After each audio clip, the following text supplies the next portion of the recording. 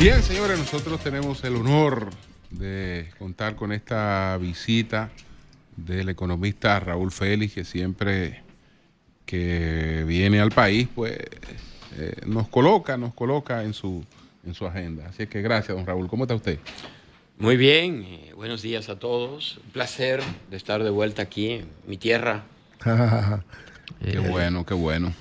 Yo me preguntaba, Julio, me decía a mí misma que es una buena oportunidad contar con usted hoy, que es objetivo, porque en estos momentos hay mucho debate comparando los 5 años de Danilo con los 5 años de Abinader, que si este construyó tanto, que si aquel, y uno dice, ¿cuáles serán las realizaciones, fortalezas y debilidades de estos gobiernos, tomando en cuenta que hay factores externos que varían, desde una guerra, en la etapa de la pandemia que estábamos viviendo, y eso se entiende, y factores locales, desde un fuerte huracán, el sargazo, que no solamente afecta el turismo, también la producción de energía eléctrica, eso lo entiendo. Pero yo sé que usted, que es muy objetivo, muy apegado a la economía, nos puede arrojar luz en este sentido. Bueno. ¿Está bien? ¿Acepta el reto? Lo acepto, pero no sé si voy a llevar agua al río, correcto. Pero yo lo que diría es que hay cosas que son evidentes. El crecimiento económico en los primeros 5 años de Danilo Medina superó ampliamente al crecimiento económico que hemos visto en estos últimos 5 años. Por mucho. Don Vigilo, usted puede para un ratito. No, pues yo estoy de acuerdo. Ok. Después para un ratito. Digo, es tu hermano, tiene que cuidar. Claro. Es la verdad, además es la verdad. Prácticamente 2-1. No te emociones mucho porque es un primer elemento. Ok, pero en ese aspecto de cómo le llevamos. Escúcheme que lo interrumpí. Iba a explicar la cosa. Adelante. Sí, pero la pregunta es si es porque República Dominicana hizo algo o porque la coyuntura internacional de crecimiento en la que nos montamos nos favoreció. Okay. Y esa es la parte que es más difícil porque no es tan fácil de explicar. Yo consideraría que una parte importante de ese crecimiento extra se explica por la coyuntura internacional.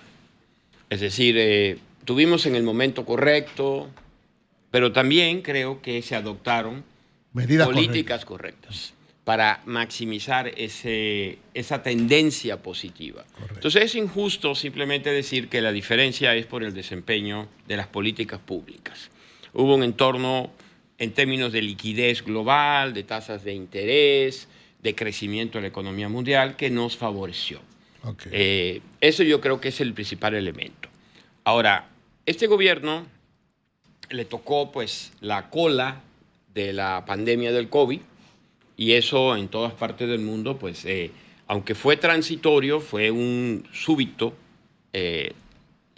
choque que detuvo el crecimiento económico en todas partes del mundo. Y luego también está la herencia. Los gobiernos anteriores, como este gobierno, no han podido resolver un problema fundamental que es el de las finanzas públicas. Entonces, mantener las finanzas públicas en orden, como lo ha hecho este gobierno, lo cual es correcto, pero con una restricción en el tamaño de los ingresos que tiene el sector público, obliga a hacer ciertos compromisos que no son pro crecimiento económico.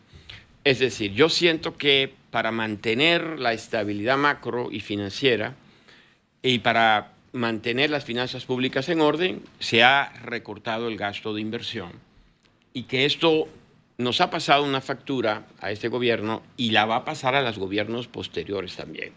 Entonces, en ese sentido, creo que ahí hay un aspecto diferente de los dos gobiernos, pero quizás el gobierno de Danilo tuvo más margen porque el endeudamiento total del Estado era menor, las tasas de interés eran menores. Entonces, ese ha sido un factor muy limitante para el actual gobierno. A propósito de esto, Raúl, hay 2 grandes retos que tiene el gobierno actualmente. Es la deuda y el pago de los intereses, que ya Correcto. pasa del 4% Correcto. del PIB. Y además sigue el endeudamiento. O sea, por lo tanto, va a seguir subiendo el pago de esto. Y lo segundo es la imposibilidad de poder aumentar significativamente los ingresos del gobierno, porque no pudo hacer la reforma fiscal y por vía de consecuencia está como entrampado para aumentar la inversión pública, que es uno de los motores. Si tú estuvieras al frente de una situación, digo no de este gobierno, sino de una situación parecida, ¿cuáles serían tus recomendaciones frente a la deuda pública y el pago de los intereses y frente a la escasa inversión pública y la incapacidad del gobierno de poder aumentar sus ingresos? Bien, yo creo que hay varios temas aquí que quiero abordar. Uno es, hay escasa inversión pública y eso limita el crecimiento actual y futuro. Lo que se llama la tasa de crecimiento potencial. Los economistas nos acostumbramos a que República Dominicana crece en promedio 5%. Es el promedio histórico. Lo cual ha sido un número extraordinario, quizás uno de los mejores de América Latina y de cualquier economía emergente. Sin embargo, con un bajo nivel de inversión pública, o sea, que es la infraestructura necesaria para detonar otras inversiones privadas, es posible que ese crecimiento potencial se haya deteriorado. Una cosa que hablaba con mi colega Raúl Ovalle, realmente nuestro potencial es 5 o ha caído. Es difícil responder definitivamente esa pregunta.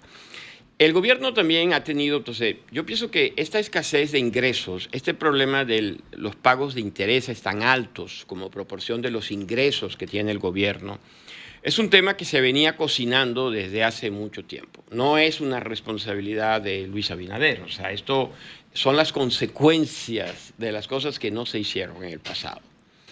¿Qué hacer? Bueno, yo soy muy amigo del ministro de Hacienda, ustedes lo conocen, lo saben perfectamente. Claro, no, es tu gran amigo. Entonces, hay que buscar más ingresos. Es tan fácil como eso. Entonces, ¿cómo se puede lograr más ingresos? ¿Cómo buscar más ingresos? ¿Otra reforma fiscal? ¿Fracasada como la que hubo o qué hacer? Yo diría que tiene que ser una combinación. A largo plazo tiene que haber, no puede ser que el Estado dominicano pueda vivir con 13, 14, 15 del PIB.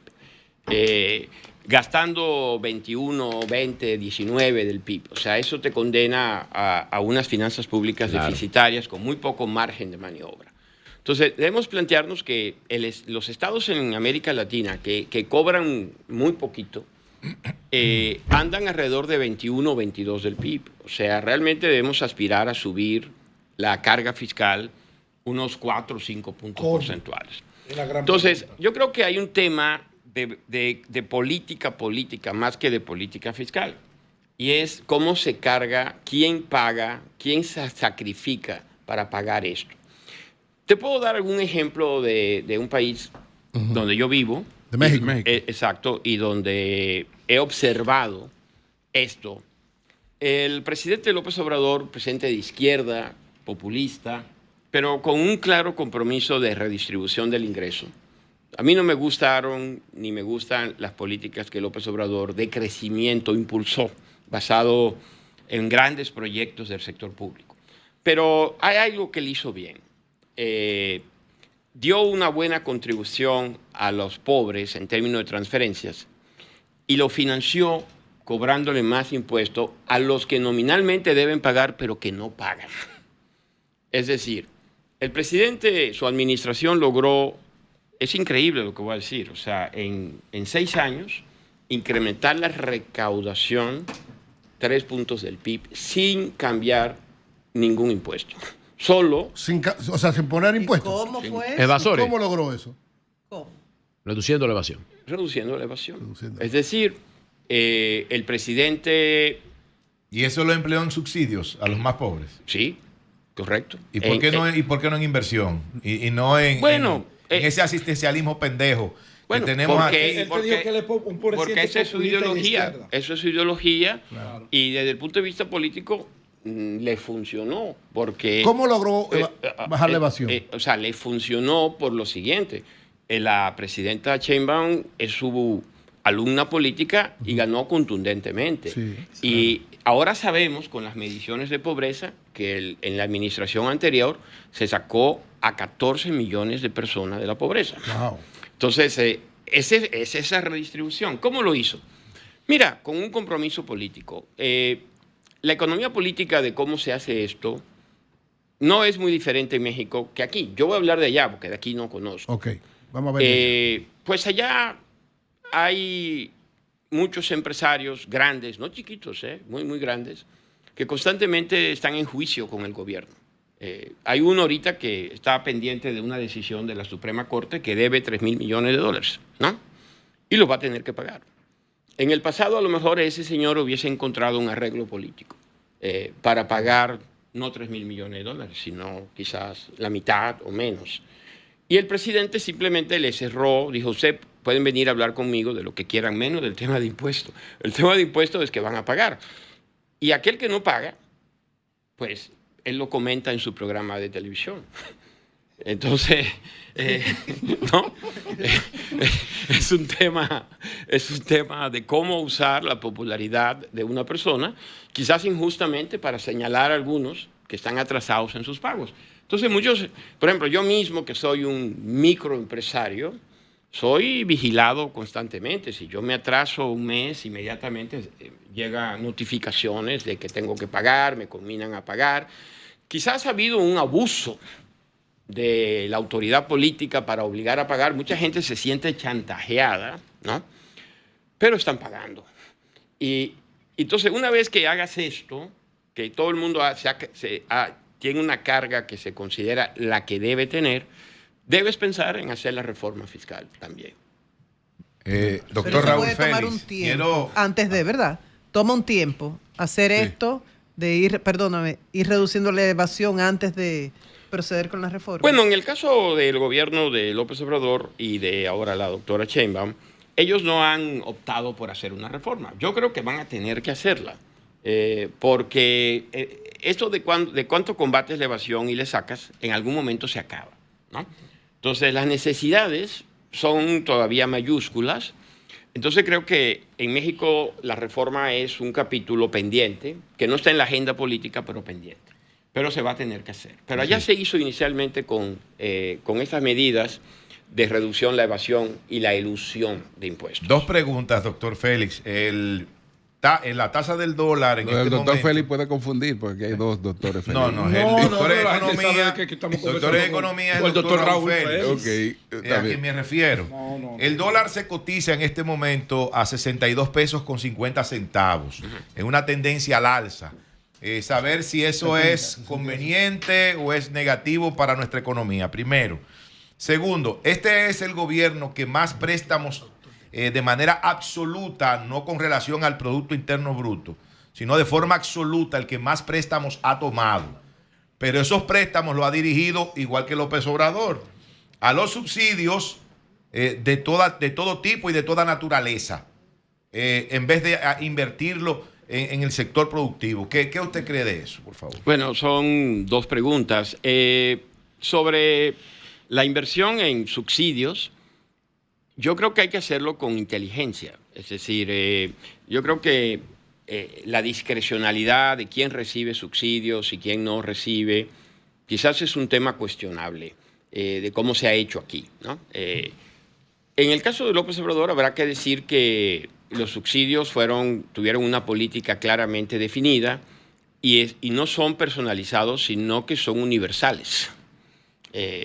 Por ejemplo, yo ya rebasé la edad de los que reciben por la edad un dinero. Y a mí me llega un dinero, ¿no? Yo tengo una tarjeta de débito donde yo recibo un pago que quizás para mis finanzas es irrelevante, pero todos los ciudadanos que alcanzan esa edad de forma automática, sean del partido de la oposición o del partido que sea, simplemente por la variable demográfica, tienen derecho y tienen una tarjeta donde le depositan una cantidad de dinero.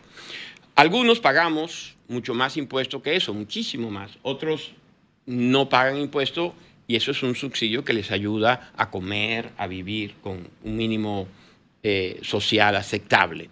Entonces, yo no criticaría del todo la política de subsidios si se hace razonablemente bien. Pero bueno, hay que crecer.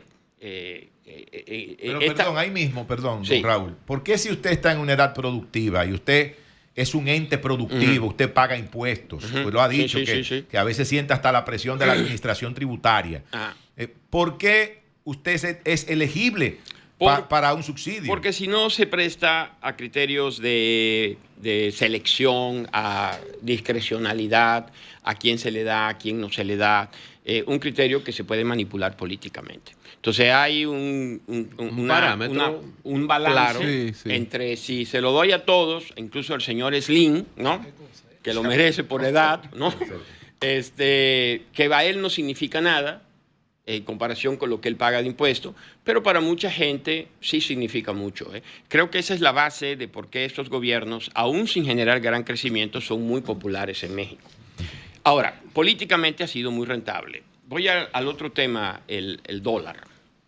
Bueno, no quiero ir mucho más atrás sobre nuestro régimen de política monetaria, pero nuestro régimen de política monetaria es un híbrido, porque no es un tipo de cambio fijo, pero tampoco es un tipo de cambio flotante.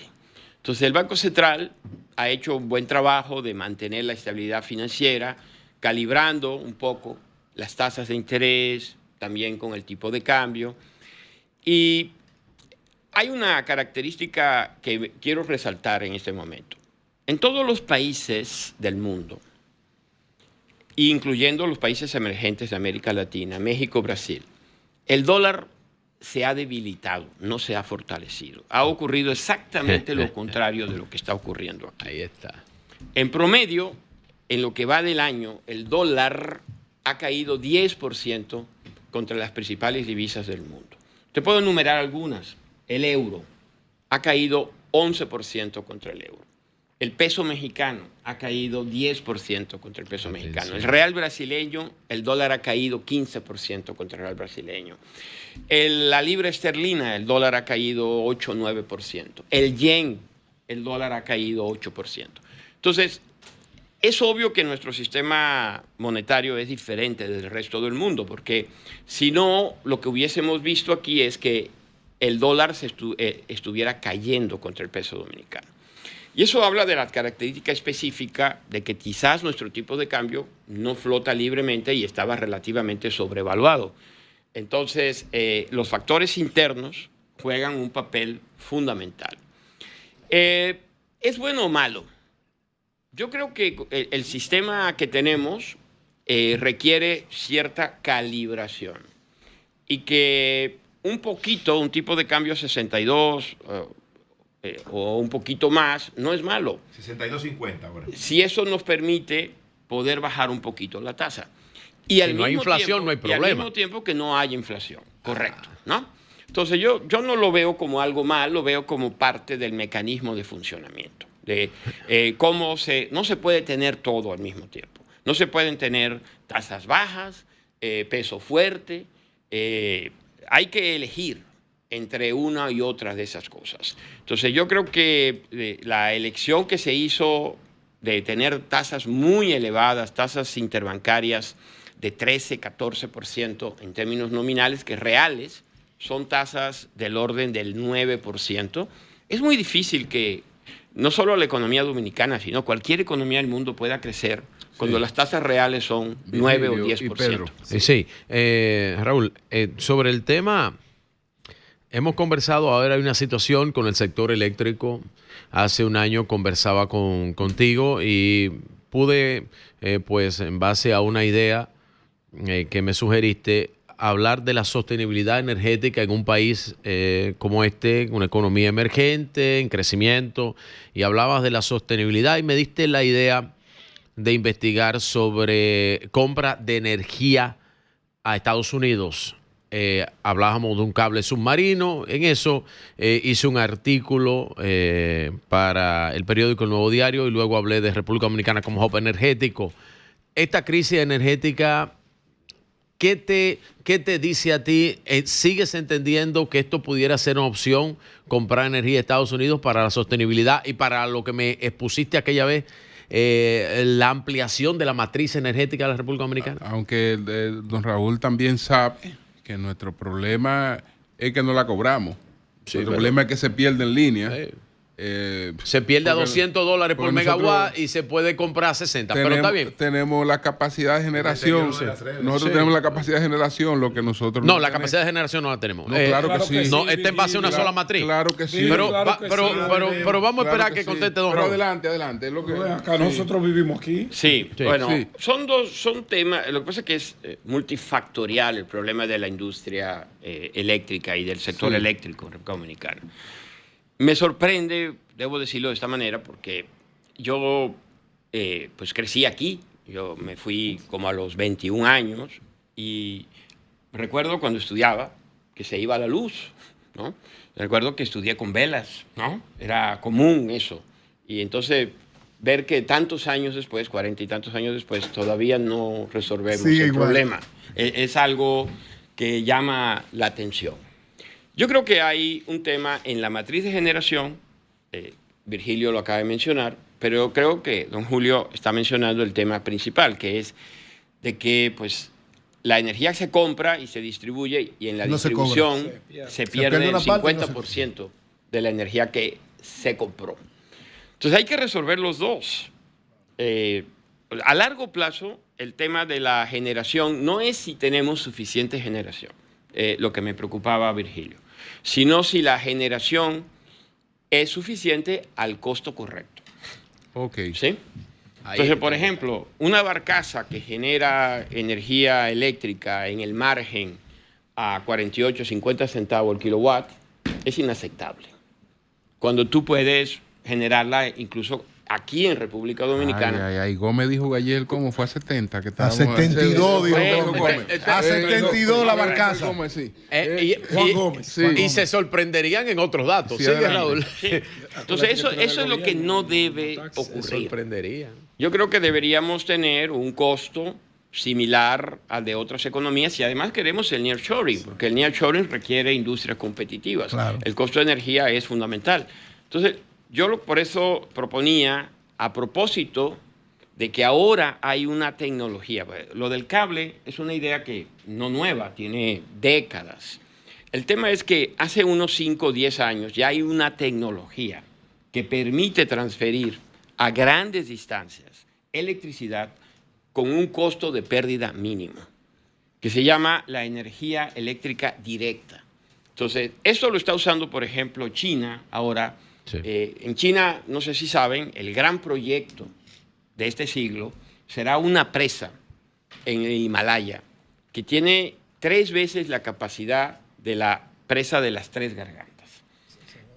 Más grande que la presa de las 3 gargantas. 3 veces más. 3 veces. La de Sudamérica. 3 veces más. La de Sudamérica es esa. No. La de ellos mismos, la de ellos. La Himalaya, ¿no? La del Himalaya. Entonces, no, digo la de las 3 gargantas, si es. Esa en China. No, en China. La de China. En China, que sí. Por ejemplo, esa es la más grande del mundo. Bueno, exacto. La nueva presa que va a costar $175 mil millones de dólares. El DH. Es capaz de alumbrar 3 países como Polonia en una sola presa. Entonces, esa energía se va a llevar a Shanghai, a Beijing, a través de un cable. Un cable que no tiene pérdidas de eficiencia. Entonces, esa distancia es la misma que tenemos con la Florida. Entonces, yo inmediatamente digo, bueno, podemos disfrutar de un costo de energía similar al que existe en la Florida, donde hay una matriz que va desde viento, sol, nuclear, de hidrocarburos. O sea, ¿es posible eso ahora, sí, Raúl? claro. O sea, de la Florida nosotros traemos y nos sale más barato que todas las cosas que tenemos. Oye, el NordNet y el NordLink al costo de una Punta Catalina y en menos tiempo. O sea, ¿eso es posible ahora mismo? Es posible. Pero eso fue lo que planteó el presidente Abinader, que quería hacer la República Dominicana. Eso con Puerto Rico venderle que era lo que le iba a vender porque no tiene. Era de ver a nosotros venderle a Puerto Rico. Exacto. A través de un cable. A través de un cable, que lo criticamos. O sea, mira, pero no tiene nada que vender. Yo no soy un experto en industria eléctrica. Soy un macroeconomista, pero si quieres una palabra, ustedes los de los medios de comunicación les gustan los sound bites, ¿no? Sí. Yo diría que es más barato traer un electrón que traer una molécula. Sí. Porque cuando tú importas gas o petróleo, tú lo que traes es una molécula de hidrocarburos. Y un electrón viaja a la velocidad de la luz y más barato que traer cargando, ¿no? Una molécula que además la tercera parte se desperdicia porque es carbono, que contamina además, ¿no? Entonces, aquí yo le veo muchas ventajas. Una ventaja de costo. Además, implicaría poner orden en este mercado oligopólico, porque tendrías un proveedor, ¿no?, a un precio muy competitivo. Entonces, ese es el tema de la matriz. Pero el otro tema, el más importante, porque es el inmediato, es cómo hacerle para cobrar la energía. Porque esto le está generando un hoyo a las finanzas públicas que va alrededor del 1.4, 1.5 del PIB. En un momento donde el gobierno recauda 13, 14. Imagínate, si recaudas 13, 14 del PIB, pagas 4 puntos del PIB de intereses y 1.4, 1.5 del subsidio, ya no te queda para hacer, no te queda dinero para hacer prácticamente nada. Entonces, ahí hay que trabajar con las distribuidoras de energía. Es un tema que se ha intentado una y otra vez en el país de reformar y hasta ahora nadie lo ha logrado resolver, pero es un tema que requiere inversión porque hay que cambiar el cableado para eliminar las pérdidas técnicas. Claro. Y hay que cambiar la actitud política al entender, yo entiendo que los pobres tienen derecho a una energía y que se le puede subsidiar un consumo del tamaño en términos de kilowatts que tú quieras. Lo que no se puede es que todo el mundo tenga acceso a un subsidio con tarifa cero. No. Eso es lo que hay que detener. Y eso es un esfuerzo que involucra política, no es un tema técnico. Bueno, señores, muchas gracias, don Raúl. Muy bien, muy bien. Muchas gracias por esta conversación tan interesante. Así que muchas gracias. Cambio y fuera.